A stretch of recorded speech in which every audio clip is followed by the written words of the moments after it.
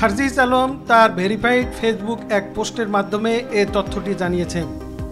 তিনি তার পোস্টে উল্লেখ করেছেন, চট্টগ্রাম থেকে গতকাল রাতেই অন্য গাড়িতে করে ঢাকায় ব্যাক করলাম। পথে হাসনাতকে কুমিল্লার বাসায় নামিয়ে দিয়ে আসলাম। এখন শুনছি কুমিল্লা থেকে ঢাকা আসার পথে। হাসনাতের গাড়িতে পিছন থেকে আবার অন্য গাড়ি দিয়ে চাপা দেওয়ার চেষ্টা করা হয়েছে। এসব ষড়যন্ত্র আর কত, কয়জন হাসনাত মারবেন? মনে নাই সেই অভ্যুত্থানের দিনগুলোর কথা? একজনকে যখন বুলেটের আঘাতে লাশ বানিয়েছেন তখন সেই জায়গায় অন্যজন দাঁড়িয়ে গিয়েছে, কিন্তু পিছু হটেনি। ঠিক একইভাবে এক হাসনাতকে মারলে হাজারো হাসনাত এখন দাঁড়িয়ে যেতে প্রস্তুত। এই নতুন বাংলাদেশের চলার পথকে অবরুদ্ধ করার দুঃসাহস দেখাবেন না। এই তরুণ প্রজন্ম মাথা নোয়াবার নয়। আমরা মরতে শিখে গিয়েছি। We are open to be killed.